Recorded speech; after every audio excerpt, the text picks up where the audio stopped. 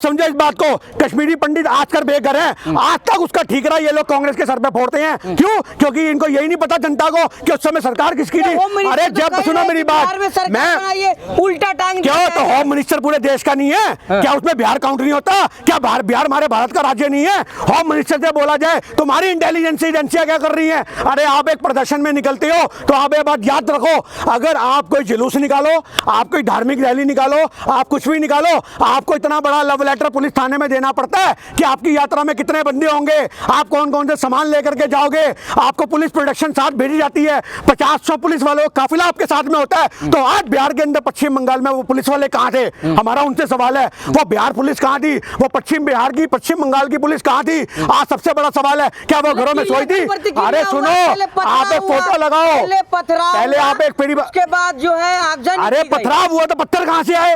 आप समझो, आग लगाई गई तो उनके बाद आग कहां से आई? पुलिस वाले क्या कर रहे थे? इंटेलिजेंस ब्यूरो क्या कर रही थी? अमित शाह के ऊपर सवाल क्यों नहीं दागे जाते कि तुम्हारे से अपना देश नहीं संभाला जा रहा? तुम बात करते हो राहुल गांधी की, तुम बात करते हो कांग्रेस की। अरे पहले जिस गद्दी पे बैठे उसका सम्मान करना सीखो ना। मोदी जी को अपनी गरिमा का पता है कि मैं इतने बड़े पद पे बैठा हूं, उनको अपनी भाषा में मर्यादा रखनी नहीं आती। ना अमित शाह को यह पता है कि भैया मैं एक गृह मंत्री हूं, मेरे काम क्या है, इनको पहले काम बताने पड़ेंगे। इनको सब लोगों को पहले लाइन में लगाओ, भाजपा वालों को आप समझो, इनको बताओ एमपी के क्या काम होते हैं, निगम पार्षद के काम होते हैं, आप जो मंत्रालय चला रहे हो उसका क्या काम होता है। गिरी सनी जहां जहां जो ये घटना घटी है वहां पे भाजपा की सरकार नहीं है। हाँ तो संगठन तो है, संगठन तो है, संगठन तो है, मेरी बात समझो, संगठन तो है, भगवा गमछे पहनने वाले तो हैं। आज बीजेपी के संगठन तो आरएसएस वाले हर गली में 4 आदमी मिल जाएंगे, वो तो है। तो आज ना हम तो ये आरोप ही नहीं कह रहे, हम तो कह रहे हैं उनसे पूछो कि भैया तुम जानते हो तुम्हारी भगवा वाले हैं,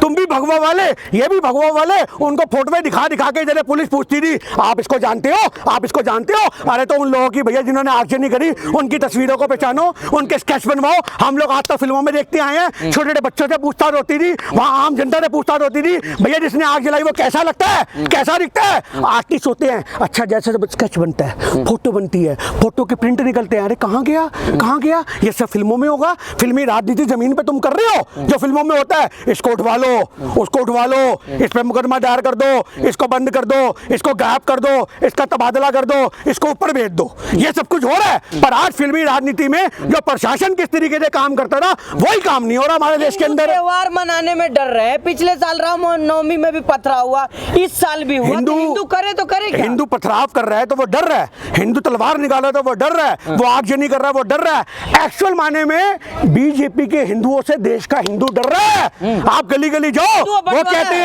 कहते हैं आम जनता जो हमारे देश में हिंदू है, जो सनातन धर्म को मानने वाली है, वो गली गली लंगर लगाती है। हनुमान जयंती पे ऐसी कोई गली नहीं थी जहां गली के नुक्कड़ पे आपको छोले पूड़ी, आपको आलू पूड़ी, आपको चावल छोले, मेरी बात सुन लो, वो खाने को ना मिले। अरे तुम सनातन धर्म को बदनाम कर रहे हो, तुम हिंदू धर्म को बदनाम कर रहे हो, तुम हिंदुओं को बदनाम कर रहे हो, तुम राम को बदनाम कर रहे हो, तुम भगवान के रंग को बदनाम कर रहे हो, तुम उनके चोले को बदनाम कर रहे हो, साधु संतों को बदनाम कर रहे हो। उनके चोले ओढ़ लेते हैं चोर लोग, और चोर लोग उनके चोले ओढ़ने के बाद सनातन धर्म को बदनाम करने की क्रिया हमारे देश में चल रही है। मैं आपसे फिर कह दूं, हमारे देश का हिंदू शांति प्रिय है, आप समझो इस बात को, हमारे देश का हिंदू भड़काऊ नहीं है। पर आज ये ऐसे कुछ लोग हैं जो हिंदुओं का पूरा नकाब ओढ़ करके सारे समुदाय को बर्बाद करने में लगे हुए हैं। हमारे देश में ना मुसलमान भाईचारे के खिलाफ जाता है, ना हिंदू भाईचारे के खिलाफ जाता है। इस भाईचारे को भड़काने वाले अगर कुछ है तो वो सियासत है। आज अल्लाह को और कटघरे को, आज अल्लाह को और राम को कटघरे में खड़ा करके ये पूछते हैं बताओ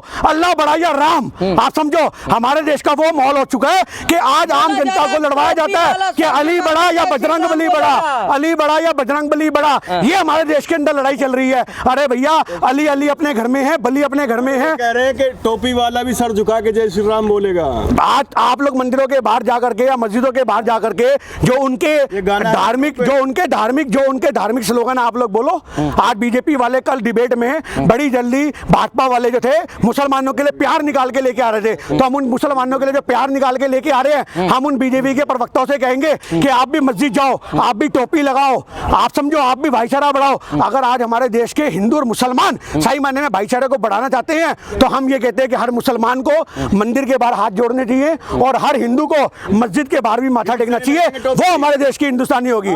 हमारे तो कुदरत की दी टोपी है भाई, बचपन से बांधते आ रहे हैं, आप समझो इस बात को। हमारे लिए तो हिंदू मुसलमान सीने के अंदर हैं। अगर आप मेरे दिल को चीड़-फाड़ करोगे तो उसकी खून की एक एक बूंद कहेगी कि इसी में अल्लाह है, इसी में राम है, इसी में वाहिगुरु है, इसी में क्रिश्चियनों के देवता हैं। अरे हमारा तो खून एक एक बूंद इस चीज की गवाही है कि हम संपूर्ण भारत की बात करते हैं, हम एकजुट भारत की बात करते हैं। ये लड़ाई सियासत की लड़ाई है, ये लड़ाई तानाशाही की लड़ाई है, ये 2024 इलेक्शन को देखते हुए उसकी तैयारियां करने की लड़ाई है। इनको ये दिख रही है कि अभी 2-3 जगहों में चुनाव होने, मध्य प्रदेश वगैरह में, तो हिंदू तत्व का एजेंडा निकालो। अरे कांग्रेस वाले इलेक्शन लड़ते हैं ना, तो वो उससे पहले अपनी रणनीतियां निकालते हैं, एक प्रोजेक्ट निकालते हैं, एक मैनिफेस्टो बनाते हैं कि हम विकास के लिए रेलवे में ये करेंगे, हम महंगाई के लिए ये करेंगे, हम इसके लिए ये करेंगे।